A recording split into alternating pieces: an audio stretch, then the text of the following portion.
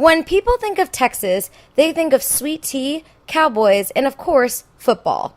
But Texas is also seeing the rise of a different sport, lacrosse.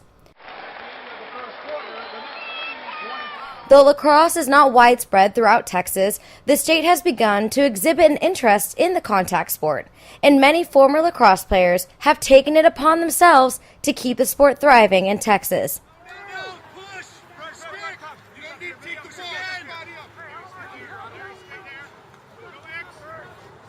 Nice there, Hopkins. Oh!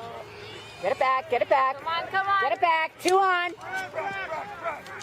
Help. Oh! Chip Flanagan, for example, has been a lacrosse player for 40 years and a lacrosse coach for 19.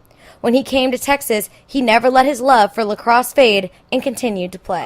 My employer at the time did a research on what my hobbies were, obviously one of which was lacrosse, and they found the local San Antonio team.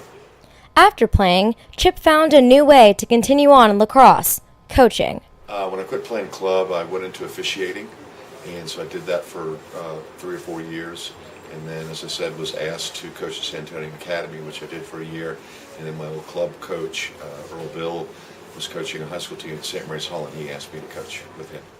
No new coming sport in Texas comes without challenges, but Chip hopes to find a spot in Texas for lacrosse. Football's king, and so you've got to overcome the perception that there are other sports in Texas besides football, and so you have to break down those barriers, and then from there, just kind of convince the kids that they can do it. In the world of college lacrosse, Andy Garrigan is the head lacrosse coach at the University of Texas. I've been coaching at Austin High for the last 10 years, and a parent of a player on the team had come to me prior to the start of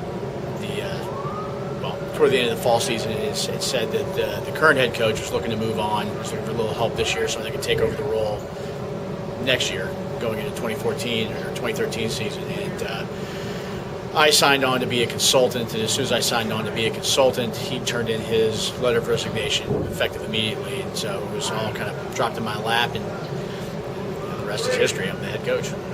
Coach Garrigan doesn't see many challenges with coaching a sport that isn't football at Texas. We've got kids from all over the country that come play here, and football program doesn't really affect us. We've got great support from the university. We have a great facility here at Cabin Lacrosse Field, and that's pretty much it. We just get great support. We don't have to worry about football. Though he sees lacrosse having a bright future in Texas, Coach Garrigan is realistic about football versus lacrosse. People shouldn't look for it to be the dominant sport in Texas. Football is the dominant sport in Texas, and there's probably baseball.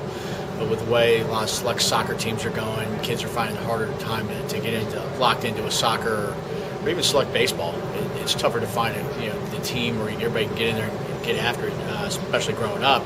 Lacrosse has a ton of opportunities, and now that there's more college universities picking up Division I, II, and III, and MCLA programs, junior college programs, there's a lot more opportunities than there have been in the past, and that's why it's the fastest growing sport that's out there.